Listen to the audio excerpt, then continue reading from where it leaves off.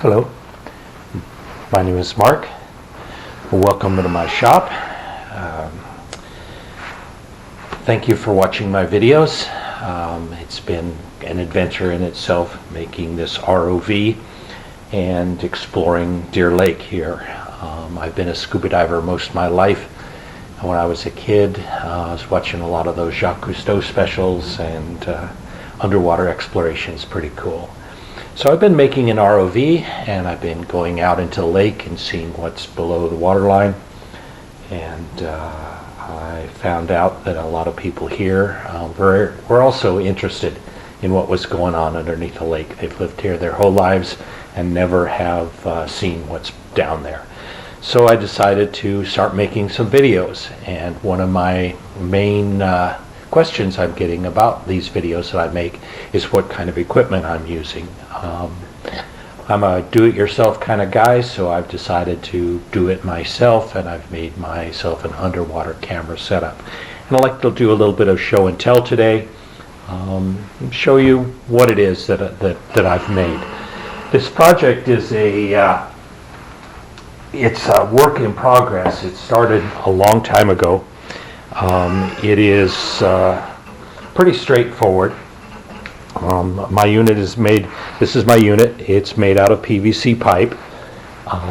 The main components, I've got a video camera. It's an old, let me show you what it was when I first got it. This is, you recognize these are security cameras like you'll see on the side of buildings. This one happens to be quite sophisticated. It's got night vision and the whole really high resolution, really a nice camera. I got a bunch of these cameras with my old surveillance system, and these cameras are now obsolete with my new digital video recorder. So I have these cameras, they're disposable to me. So what I did is I made a PVC, it's all PVC pipe housing for it. I've got a 1-inch piece of plexiglass surrounded with an O-ring. You might recognize that as a union junction if you're a plumber. Stainless steel straps. On the end, I made a bulkhead with strain relief. The entire unit is towed on a cable. I have two, these are LED flashlights. They are 1800 lumens a piece. They're battery powered, rechargeable. Batteries go in the back here.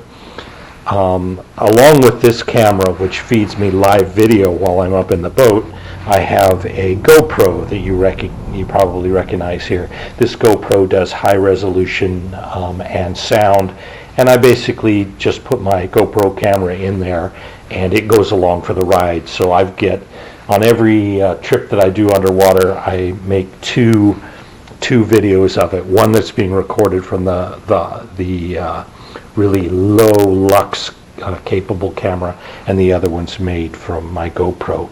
So when I'm editing these videos, I do interchangeable between the two. On the back, I have a piece of plexiglass that acts as a tail, so that when I tow this unit through the water, it goes straight forward. Really pretty straightforward. There are some issues that I had. First is getting this camera modified so that it is all watertight. I had the camera flood once. These flashlights are water resistant but not waterproof, so I had to make those cameras waterproof. It's pretty much a process of taking something like this. This is Permatex Ultra Black.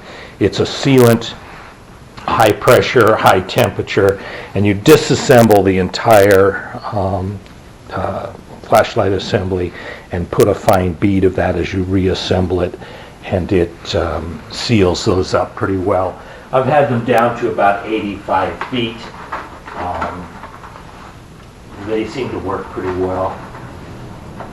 One of the issues that I had, the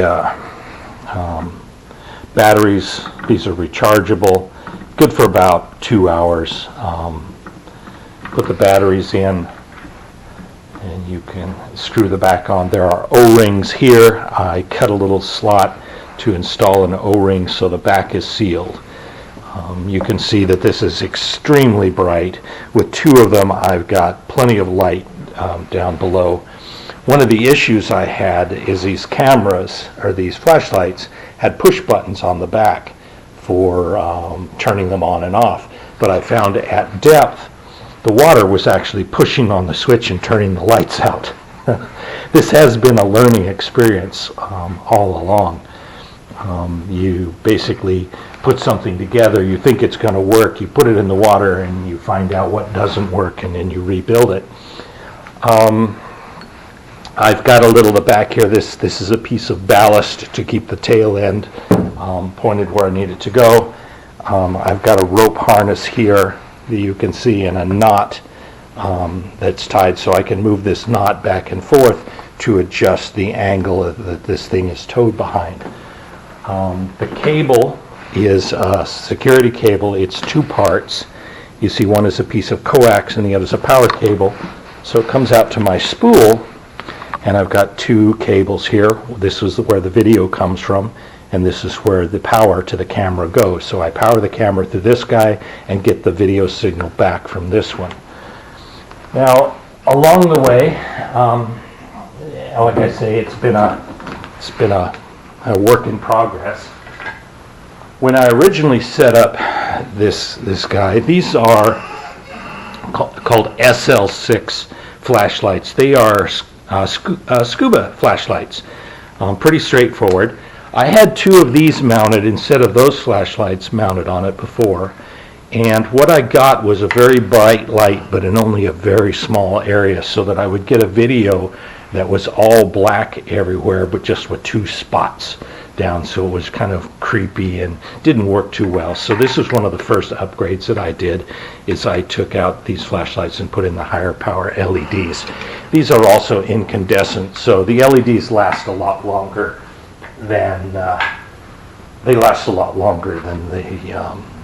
they're a lot longer and a lot brighter than the scuba ones that I've got. So I went through all the process of sealing all these up. One of the things I like is these flashlights run hot, but because they're exposed to the water, the water sort of self-cools them, make the LEDs last a lot longer. When the cable that comes up to the boat, I basically have, this is a monitor. It's color. It's about a 14-inch monitor. The nice feature here is it runs on 12 volts, so that I can just use a cigarette adapter. You recognize these guys. I use a cigarette adapter to run the monitor and to power the camera. I just have a series of cables that connect up. Now, those of you that have tried to watch TV in the sunshine, you know that you can't, you basically can't see the screen. So I built what's called a screen shade, and this is just collapsible, dark black inside. You might recognize this. It fits down over the camera, fits down over the monitor, and you watch inside. It makes a really nice dark viewing area so that you can see this monitor and you can see what's going on very easily with that. In a nutshell, that's about it. Fishermen, they go and they troll for mackinaw and trout and stuff in the lake, and that's basically what I do with this camera. I just sit with the monitor in my lap, lower the camera down overboard, adjust my speed to where we're going along nice, and adjust the depth by cranking out the cable as necessary, and away it goes. In a nutshell, that's it. Like I say, this has been a work in progress. Originally, I had this camera I had made. It is a black and white, very low resolution camera. Runs on a little 12 volt, and this is the previous housing that I had for it. So I've upgraded from one camera to two. I've also upgraded from a low resolution to high resolution. So that's one of the things where it came from. I've upgraded the flashlights. I've upgraded the camera. As far as the future goes, I've got a couple of things in the works. You might recognize this. This is a video headset. You wear it on your head, and inside is a monitor, so I won't have to sit with that monitor in my lap. I'll be able to see just straight forward. The other things that you've probably noticed is that in my videos, when there's waves and stuff, the camera's moving around, and it's very kind of tough to see. It's really difficult to control the camera. So I have a friend who's really into drones, and you probably recognize, those of you that do know those flying drones, you recognize this. This is a gimbal assembly. You can see how it's got full control. It's got a little gyroscope sensor on the back. What I'm going to do is I'm going to make a platform for that camera under a little dome, so that as the boat moves, you can see that the camera will stay steady, left or right, forward, down, so that it will still move up and down, but it won't do this thing in the water, which make the viewing is a whole lot easier. The other future improvements I've got is I often find things down there, and I'm interested in getting them. If you find, like, I've run across what I think is a cell phone, I would like to pick it up. So I'm working on right now a claw assembly, and this is a prototype of a robot hand kind of thing. It's got a motor in it, and it's waterproof, and you can see it's on the end of a PVC. It's all made out of aluminum and stainless steel, so that I can open and close these claws to pick up things. That's going to be down the roads a ways, but that motor spins a lot faster than I can turn it by hand, but you get the idea. We should be able to grab and pick up things. So that's another upgrade. So I've got the video upgrade for the headset, so I don't have to have the monitor in my lap. A gimbal, two-dimensional gimbal, so that it'll stabilize the camera, keep it pointing straight in the same way. I've got that claw assembly. Now, I'm also looking to, sometimes what you've noticed in the videos, when you'll have an object on the ground and the camera will fly by it, and you'd like to look toward it. So one of the things that I'm going to do is I'm going to make this back fin on the back adjustable, like a rudder in an airplane, and I'm going to hook it to a servo, so that when I'm towing behind the boat and I see something I like, I can turn the rudder and it'll go that way. So I'm going to put a couple of servos in there to adjust up and down, left and right as I go. Up on the boat, I'm going to, you might recognize this, those of you that are old gamers. This is a joystick, and the idea here is that moving it to the left will adjust the camera to the, point to the left, point to the right. This will move down, this will move up. I don't know what the two triggers are going to do yet, but I'll eventually have something for it. So this will give me control over, well, some limited control over what we're looking at underwater. So that's an upgrade, a future upgrade that's coming.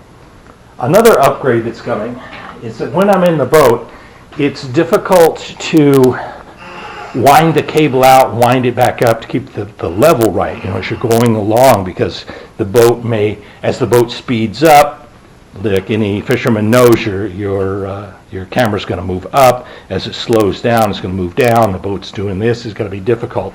Well, I've got a hold of an old motor. This is off of a electric window in a car, you know, when you roll your windows up and down. It's a very reasonably low RPM motor, runs off 12 volts. What I'm going to do is I'm going to hook this to the reel here and hook some clamps on the reel itself so that on my joystick, when I point down on the joystick, this motor will release more cable. When I pull up, it'll wind the cable up. So I'll have control up and down with the joystick by this motor spooling in and out that cable. Kind of like an electric downrigger for you fishermen. You may recognize that. So that's how I'm going to control left and right.